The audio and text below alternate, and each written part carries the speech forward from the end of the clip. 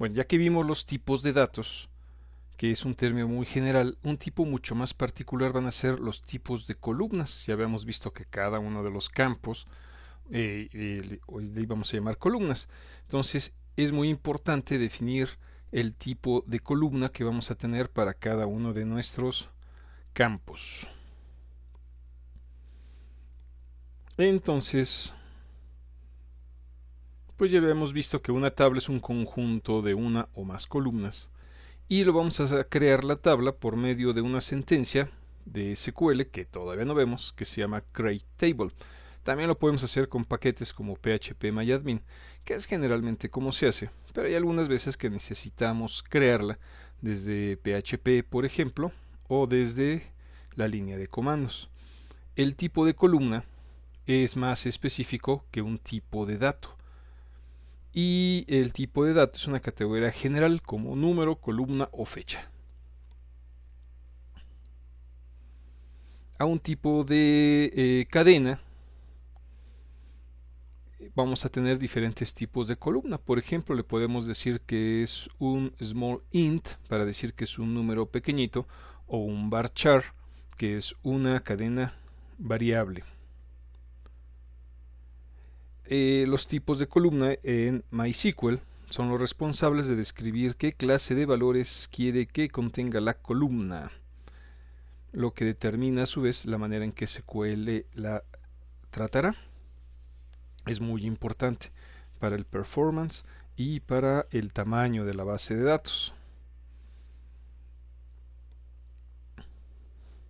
Para determinar el tipo de columna necesitamos hacernos las siguientes preguntas. Primero, ¿qué clase de valores queremos almacenar? ¿Son teléfonos, por ejemplo? ¿Son registros federales de contribuyentes? ¿El número del seguro social? ¿Son nombres? ¿Son edades, por ejemplo? ¿Fechas de nacimiento? Etcétera. Después necesitamos ver cuánto espacio ocupan los valores, si son de longitud fija o longitud variable.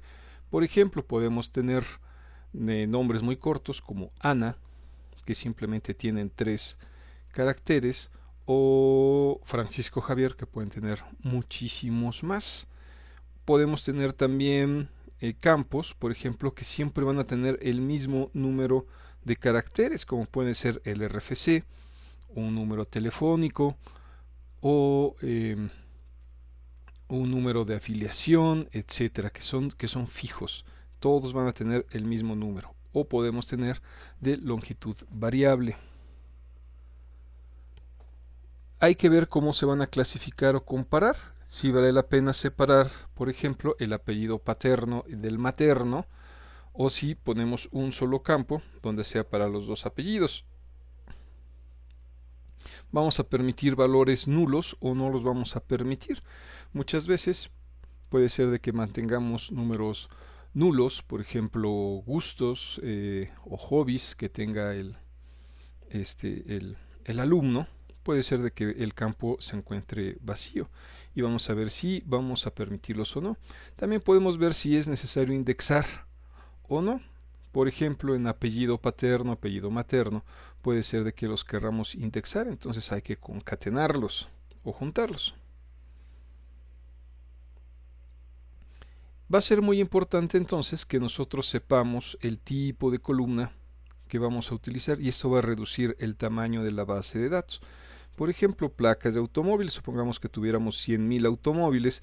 Si tenemos y estamos desperdiciando un byte, pues vamos a desperdiciar 100.000 bytes. Si son 2, pues ya 200.000 y así sucesivamente. Las bases de datos pueden ser muy grandes y un byte o 2 bytes, que aparentemente uno puede decir, bueno, no hay ningún problema, estoy desperdiciando 1 o 2 bytes o 10 bytes, pero resulta que si lo multiplicas por los miles de registros que puedes tener, pues entonces el desperdicio ya es considerable.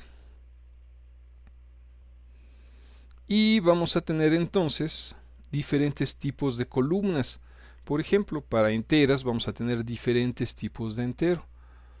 Para decimales también vamos a tener, para fechas, para cadenas, vamos a tener muchos tipos. Y usted se preguntará, bueno, ¿para qué hay bases de datos que simplemente le dices texto y solito se hace pelotas?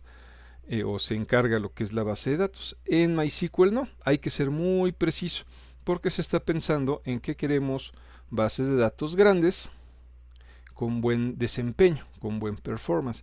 Entonces seleccionar la columna adecuada va a ser muy importante para estos dos factores, lo que es el desempeño de nuestra base de datos y el tamaño que vamos a ocupar.